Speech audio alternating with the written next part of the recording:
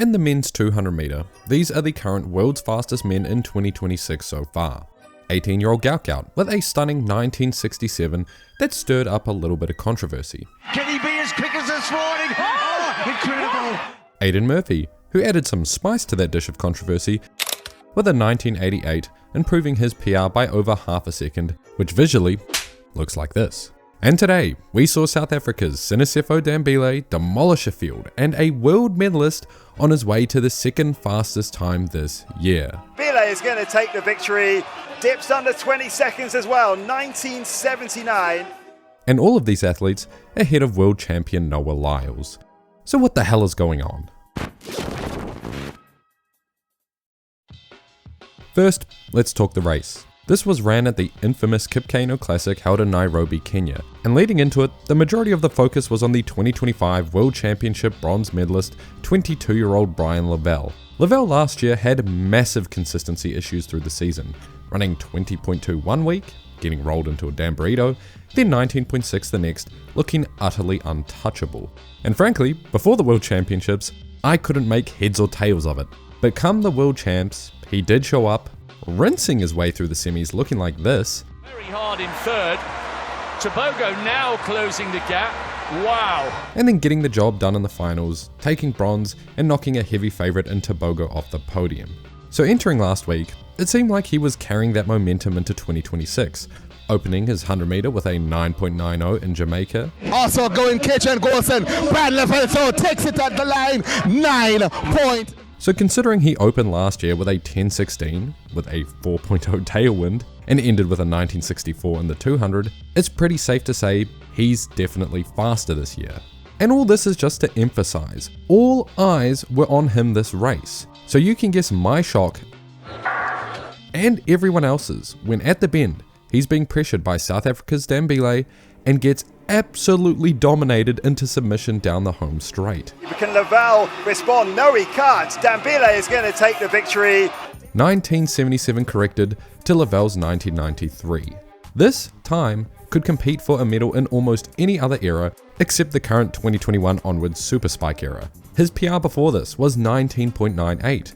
And with this improvement of over 0.2 seconds, he's landed a spot in the top 34 fastest 200 meter runners of all time. And in terms of early season running, it's the 7th fastest time ever run in April.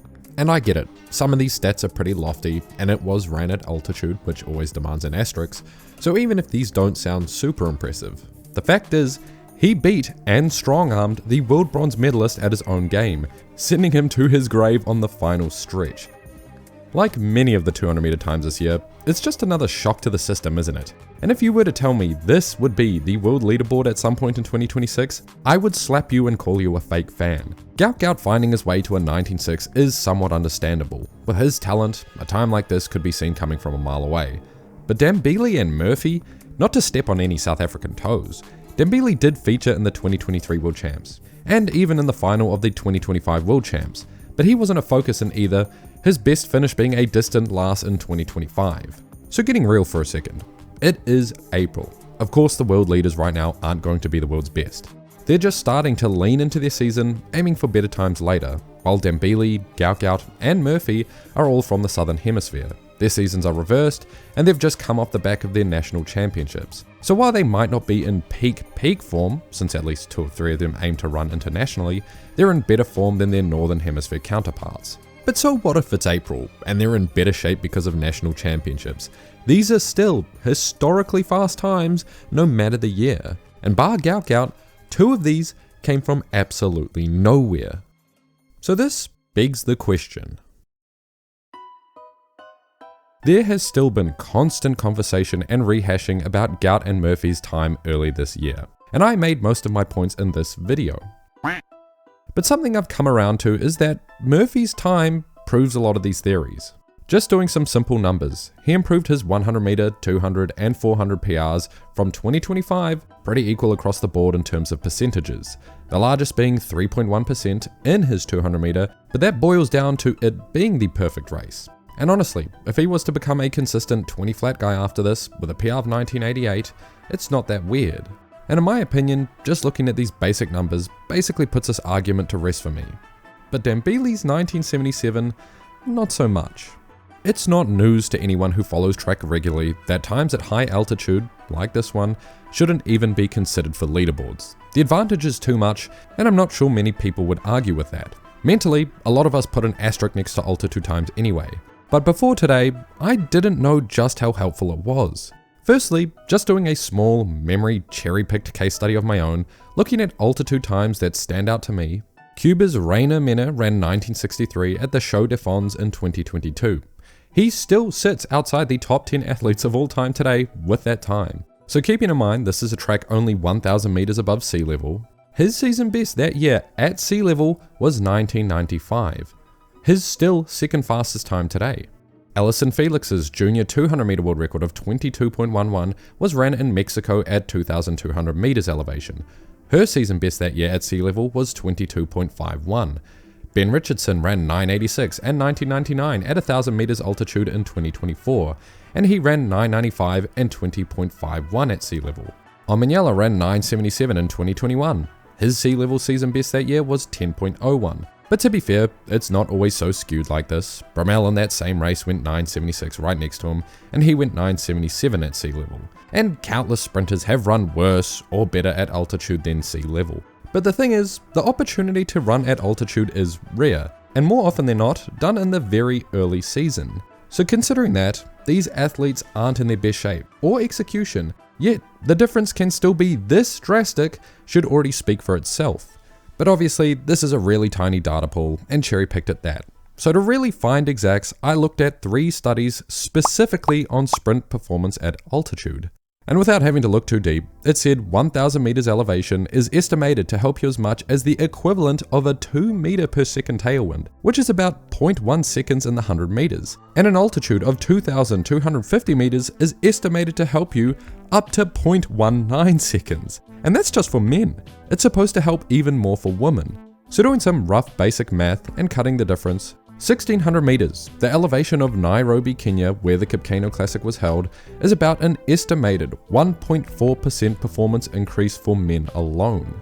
Meaning, had Dambile ran at sea level with the same wind, he would have run about 20.05 seconds, which almost perfectly lines up with what he ran last week at the South African Championships at about sea level. It also means Brian Lavelle is still as inconsistent as ever. And to me, this is all adding up. Because in 2024, we saw a very similar story unfold. Courtney Lindsay beat Letsele Tebogo in a 200 meter at the very same meeting, running 19.71 seconds into a crazy negative 1.5 headwind. And yes, while Tebogo did go on to run very fast for that year, Lindsay didn't crack 20 seconds in the 200 meter for the rest of the season after that race. And even then, while Tebogo did undeniably run fast that year, for 2 months after that race, his first races at sea level for the year were agonizingly slow. Don't get me wrong though, while the time deserves an asterisk at least. The fact is, Dambile took out the world bronze medalist in the 200 meter in dominating fashion, and after Lavelle ran 9.90, proving he's supposedly in some real form. And in my opinion, that means a lot more than a 19.77 in Kenya. 1,000 meters elevation is like a 2.0 tailwind, and any higher is just ridiculous. So just keep that in mind for next time.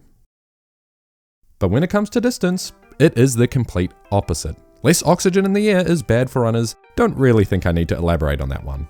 Yet 800 meter world champion, Olympic champion, and honestly, juggernaut at this event, Emmanuel Wanyonyi opened a season at this meet up a distance in the 1500 meters. So here he is, running where the air is thinner, up a distance, still doing exactly what he'd do in the 800. Now, this is a bit irrelevant to the rest of the video, but I just like this performance a lot. He led the majority of this race and held off a big competitor in Reynald Chariot, last year's 1500 meter bronze medalist, on the stretch into 3:34.11. Going to be a terrific victory for Emmanuel Wanyonyi. We just talked about altitude calculators and how deceiving they can be, but this supposedly is a low 3:29, top 30 all time, from an 800 meter guy. Do take that with a grain of salt, I think I made that very clear. But that doesn't matter, because not only today did he beat Reynald Chariot, last year's bronze medalist, and Timothy Chariot, who came 4th but finished nowhere in this field, but if you recall, he also ran a singular 1500 meter last year at the Kingston Grand Slam track in April 2025, taking out Nagoose, Hocker, and Kerr. Yeah, he's only run this race twice in 2 years, but he's beating the world's best in his secondary event for 800 meter conditioning. And yep, that's all I really have to say about it. There wasn't really a question about how good he was, but he's still better than we could possibly imagine. See y'all next time.